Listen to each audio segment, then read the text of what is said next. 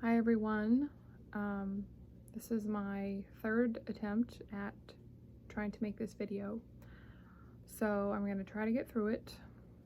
In my last video I mentioned that when bad things happen to you in life,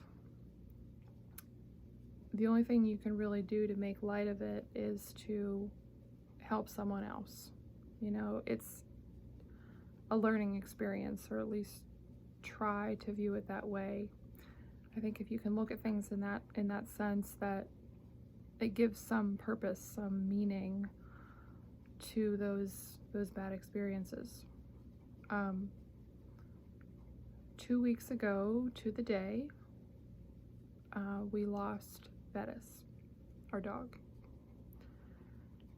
Bettis had an inoperable brain tumor, and he passed away from complications from that tumor. I don't want to go into details just because it's just hard to talk about that kind of stuff. The purpose of this video is to just share with everyone what I've been doing to deal with the grief. This is my way of, trying to bring meaning to what happened. Why did it happen? Why did it happen to my dog?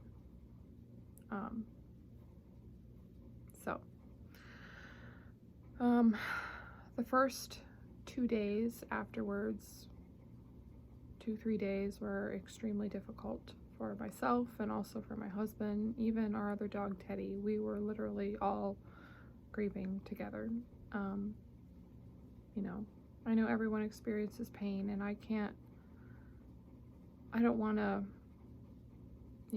be too dramatic and, make my pain somehow seem like it's more than yours, but for us, it was the hardest thing that we'd ever been through in our life.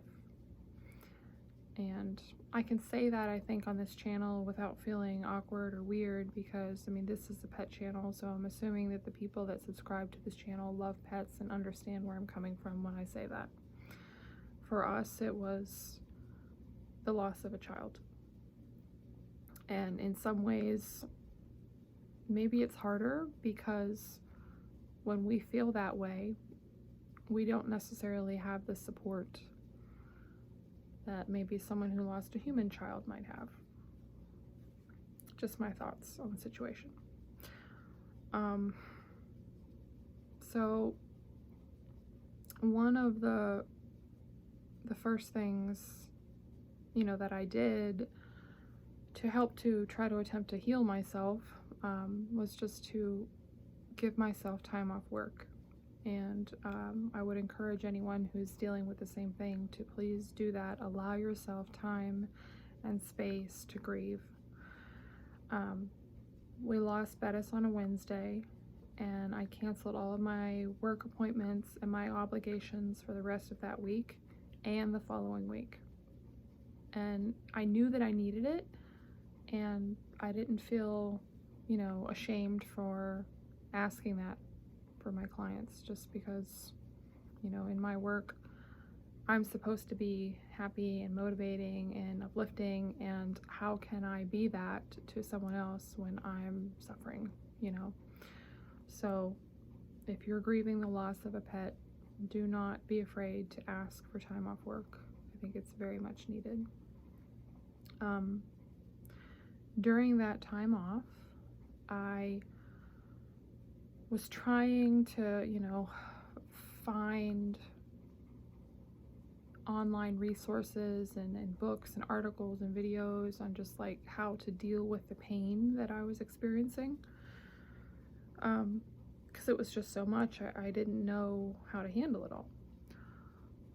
So I found, and I've actually watched this video previously, actually probably about a year or two ago, but it was so helpful at the time that I rewatched it after this had happened. And it's Dr. Karen Becker's webinar, and it's titled Winding Down, and there's two parts. So there's part 1 and part 2. And anyone who, has just lost a pet, or even is in that end of life stage with their pet, please go and watch that webinar.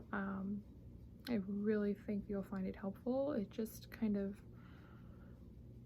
gives you a sense of peace about, the decisions that you make during that time, because a part of grief, there's a lot of coulda, shoulda, wouldas, and Dr. Becker does a really good job of, talking about what you can do and can't do in that end of life care, and just giving people confidence that, you did the best that you could. And it was helpful for me to rewatch it, so I would suggest that, for you guys as well. And in the end of that webinar, Dr. Karen Becker discusses a free online grief counseling group that I joined. And the website that you go to join this group, it's called aplb.org. And basically what it is, it's an online chat room for pet loss and bereavement. So there are certified grief counselors that specialize in pet loss who host these chats, and anyone can join the chat room. It's totally free. You just type in a generic username and you log in. It's very simple. And they hold these chats, I believe it's Monday through Friday, 8 p.m. to 10 p.m. Every night of the week. And basically you just go on your first session and just kind of say, like, hey, this is who I am, this is, what's happened to me, this is who I lost, how can I deal with this? Or if you have like a specific situation that you want help with, you can ask that as well. One of the things that I was kind of experiencing is, I knew there would be, pain and sorrow and all of that, but I didn't really know how to deal with another family member's emotions on top of mine. So that was actually one of the things that I asked in the chat room, and one of the counselors suggested that myself and my husband, that we both start journaling. So as a way to get out what was in our heads, instead of, kind of spilling that on each other, or, literally like dumping it on each other, we were dumping it in the pages of a journal, which at the time was just much healthier. It was a much healthier way for us to deal with it. So I've been journaling almost every day, and when I first started, it's like I couldn't get the words on the page fast enough. I felt like I had so much in my head, and it was just such a relief to get it out, and it wasn't just bad things. Like, it wasn't, just talking about, the pain and what happened on that day, but it was, good things too, like happy memories that I wanted to make sure that were fresh in my mind now, and I wanted to make sure that I would never forget them and forget, those details of those memories. So look into the chat room, and then definitely, if you're dealing with grief, start journaling. I think you will enjoy it. So after about a week or so, I did feel that I was, okay enough, and I could at least contain myself enough that I could have a conversation with another person about what happened. And I'm glad that I did, for the most part, because the people that I did talk to were very receptive, open, and empathetic, to my situation and my feelings. There are, a few exceptions to that. There always are, where you think that someone is going to be interested in what you're saying, or, be helpful or give you advice, and kind of like your words fall on deaf ears.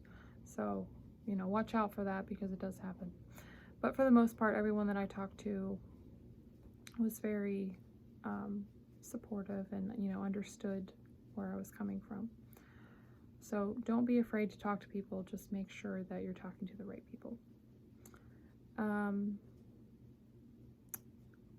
A thing that I've kind of have been slowly trying to do as well is trying to develop a new routine almost. You know, like when you have a child or a pet, you just your day-to-day routine is kind of ingrained in you. You know, you wake up, you let the dogs out, get their breakfast ready, put their supplements in, I make my coffee. Like I have, you know, all these steps in my head that I do, and it's very difficult when a piece of that routine is pulled away.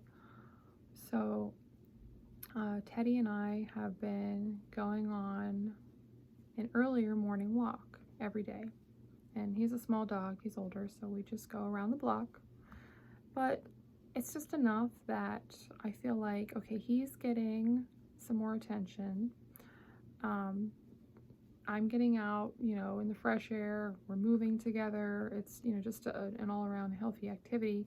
And it's something for my morning routine that I didn't do before that I look forward to now, and I know that he looks forward to it too. So it makes me feel good, and I know, you know, it makes him feel good too. So just trying to find a way to kind of switch up your day in a positive way. I think, you know, people might find that helpful. And then kind of going back to Teddy, what I think has really been a huge help to me and kind of pulling me like out of that slump is, you know, just realizing how fragile life really is and how I can't live in the past, and I definitely cannot live in the future, because the future means loss again. You know what I mean? I have other animals. Teddy's 13 and a half. My horse is 19. Sylvester, our cat, is 12. You know, anything can happen. I mean, anything. I can't live day to day thinking about those things, because I know that my animals feed off of my energy, and if I'm constantly in this anxious state, then their precious golden years that they have left with me are going to be filled with anxious energy, and that's not fair. You know what I mean? So kind of realizing that, like, okay, you know, I know that dogs live in the present moment and they're very sensitive to energy. I need to do the same thing. So that really helped to, you know, kind of lift my spirits a little bit and say, okay, you know, you gave yourself that time, but don't allow your other animals to suffer. You know, you're still a mom to those animals. So, you know, to you dog moms and dog dads out there, try to keep that in mind. I don't really want to talk about, you know, the subject of like getting another animal in this video. We'll save that, you know, for another time. But I hope somebody found that helpful.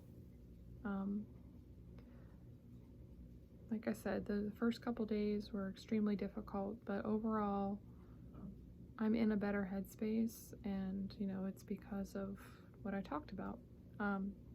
Bettis is my angel now, and I will always see him as such.